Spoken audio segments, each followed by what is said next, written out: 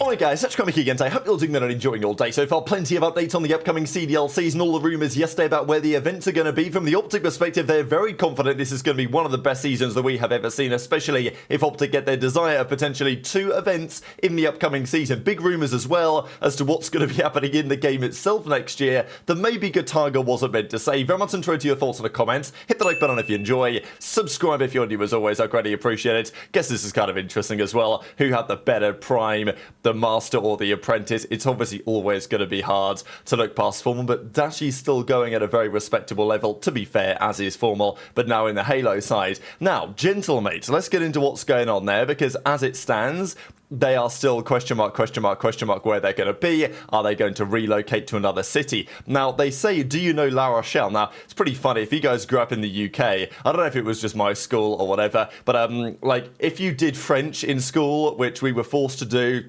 in my school to GCSE level, all of the bloody questions were about La Rochelle. I'm guessing the author of this book was born there or something. So La Rochelle is like a little coastal town on the west coast of France, and it's not like the biggest or the most notable city in France by any means, but it's, I guess, notable enough. Now, exactly why they were talking about this is a good question. You know, LA, maybe they're trying to make some sort of point there. There's also the fact that, oh, is it going to be a Paris event or is it going to be somewhere else? There were lots of people in the reply saying, oh, please make it a Paris event rather than going somewhere else. Look, I don't really mind. I think they'll do a great job. More than likely it's going to be Paris. But anyway, that's what they were yapping about last night. And Ghosty was saying quite a lot more than that. So they did this podcast, and we know that last year was a bit of a mess for Gentlemate. From their perspective, from Ghosty's perspective, he will be hoping that is not the same story again.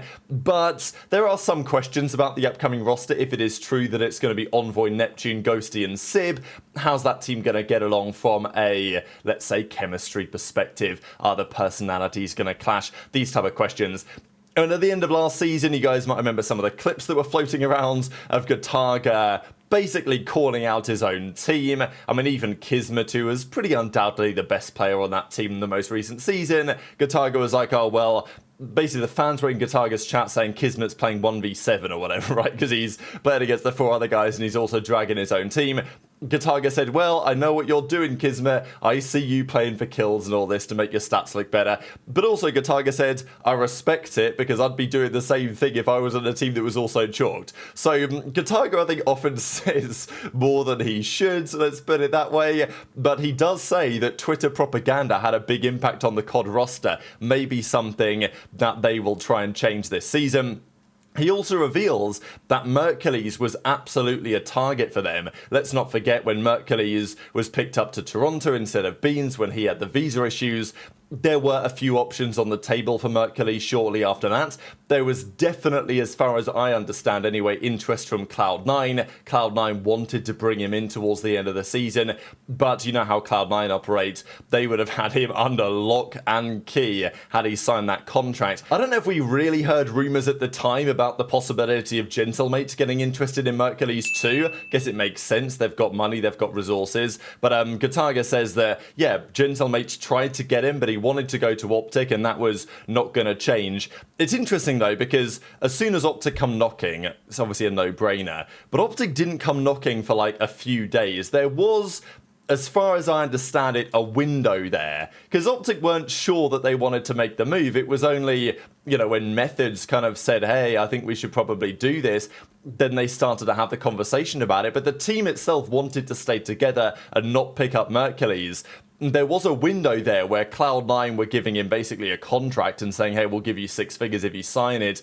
If Gentlemates had got in then, maybe there was a chance. Toronto offered him a bench spot, but he wasn't so willing to take that, and understandably. So it all worked out in the end for Mercules and for OpTic. But the point is that there was probably a window where Mercules was gettable. And obviously by the time maybe that Gentlemates became interested, OpTic were already on the table, at which point it was going to be a no-brainer for him. Now, this is also what I put in the thumbnail. So, Ghosty is talking about the new skins in the upcoming game. Now, I think Shotzzy said something like this. To Shotzy's credit, he actually didn't leak this, but he looked at a picture of the skins in last year's game and was like, oh, this is going to be interesting for the new title. So over the last few years, we've had all of the operator skins in the game, and some of them are good, some of them aren't so great, but it does contribute significant revenue to the league teams. As far as I understand, there's some sort of relationship whereby all the money gets spread between the teams, and then the teams that do the best get some sort of extra money. I don't really know how the contracts work, but it's something to that effect. And the most recent season, the skin sales, I think, did pretty well in Black Ops 6. And as a result, the teams, the poverty orgs basically, actually made some money, and therefore they're not so eager to sell. That might change, especially if there's no YouTube deal for the upcoming season, which is still a question that needs to be answered. But of course, it would be great for everyone if the CDL skins were just the best skins in the game, right? Obviously, we're going to be biased to this end, but it has frustrated me somewhat that over the last few years, the camos that you get on the weapons for the teams, and the CDL was so restrictive. I mean, you guys remember the early days of the skins when they were literally copy and paste with the different colours. Like, it was so bad. Like, why would anyone bother getting that over something far better that they also have in the game? So it does seem now that they're moving in a direction where the CDL skins, the CDL operator skins, the actual characters themselves, but also the weaponry and the camos can be a little bit more freedom from the team's perspective in terms of what they design, apparently to the extent that your operator is going to be wearing the team jersey, which is actually really cool, and that's a great development. This would align to some extent with what Shotzzy said the other day when he saw a picture of the skins for the new game and kind of said, oh, like, keep an eye on that one. Look, these are the skins for Black Ops 6. To be honest, the funny thing is, they're honestly kind of better than what we've had before. Like, at least the teams last year had some more freedom in terms of their design. Boston came up with this pretty cool design with the camo and everything. It's still not, you know, what we used to have back in Black Ops 3, for example, and they're all still relatively cookie cutter, the most recent ones in BO6, but certainly better than we had a couple of years ago for sure. But supposedly it's going to be getting even better, and could be good for everyone, right? The skins are better, people want to wear them more, people buy them more, the teams get more money. Like, this is actually a way of making esports work, are these microtransactions, and it feels like, from many perspectives, the developers have not done as good of a job on that as they could have done, and giving the teams the freedom that has been better in due course. So anyway, that's the topic on that. But let's also talk about the majors and the upcoming season. So I did say at the end of yesterday's video that as far as I understood, the Paris event was definitely more than a 30% chance. Now, when Gataga was pressed on this on stream, he actually revised his estimation up to 70%. So, look, and he's got a bit of a smirk on his face, hasn't he? So I don't know if it's exactly guaranteed, but I think there's a very reasonable chance that there is a Paris event next season. Now, yesterday's video, we talked about the potential venues for the upcoming year for the events. The belief is, according to this Insider Gaming article, that Toronto may start out the year. It's going to be cold, but it's still going to be in Toronto, right? It's not in Kitchener, if the rumour comes true on that. The second event's possibly in the UK. Birmingham is the big rumour on that one, and I'll share what Taylor Miller has to say on that. Was pretty interesting, because, as we said yesterday, if there's going to be a UK event, is it going to be a London event? And if it is, who's going to host it, right? So Taylor Miller says that it's not in London, and OpTic are not hosting it. Now, not to say that OpTic are not hosting an event. I would be shocked if they're not, right? Like, surely they are. I think what he's saying is that whatever the UK event is, it's not going to be OpTic hosted. That's at least what he says. And it's not in London, and OpTic aren't hosting it. So I guess if it is in Birmingham, which we think it might be, is it going to be hosted by anyone? Is it going to be in collaboration with another event? As I mentioned yesterday, the CWL Birmingham back in 2018 was in collaboration with Insomnia 62 in a similar way to DreamHack Dallas that we just had was a DreamHack event. It wasn't hosted by any particular team. There might be something in that for the upcoming season, that maybe it's not going to be hosted by a particular team. Whether that's good or bad is a question, but I think there's a very, very strong chance there's a UK event. As I said yesterday, I think there would be better cities to host it in, but UK event and decent chance, according to Gataga, of a Paris event as well. And there's some optimism that Black Ops 7 is going to be a pretty good game. You don't want to get ahead of yourself on that, but I think from a few angles, the maps seem to be better. The game is going to be kind of similar to BO6, but probably more interesting movements. I think the teams for the upcoming season are very fascinating as well. The maps are going to get better. You know, there is reason to believe that the upcoming game is going to be a great season of competitive COD, especially if the events actually nail what they maybe could have been, and maybe the last couple of seasons hasn't been as optimal as it might have been at times. But on all this topic, I wanted to share what Hex had to say, because he actually mentioned this a couple of days ago and said that as far as he is concerned, this will be one of the best seasons of competitive COD, especially if OpTic get their way in terms of the events that they want to run. Yeah, I mean, whatever it is, I know that for Call of Duty next year is going to have a really, really good year. And I know that we say this every single year since 2005, and more often than not, I think I can guarantee, well, I mean, last year was fucking awesome because we won twice, the two major ones. But I don't know. I mean, from what I'm hearing already on like the events that we're having, like they're really good. There's 3 events that have not been called for. So we submitted requests to run 2 events next year as always.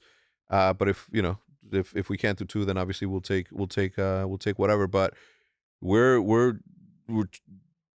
threw our hat in the ring as we always do. Other people have as well. I heard of these 2 other things that are happening. I have my thoughts around it, but yeah, Peterman just told me last week that we submitted our shit. So, dude, it's gonna be the best year ever for Call of Duty, I think. Comes down to maps. Let's hope.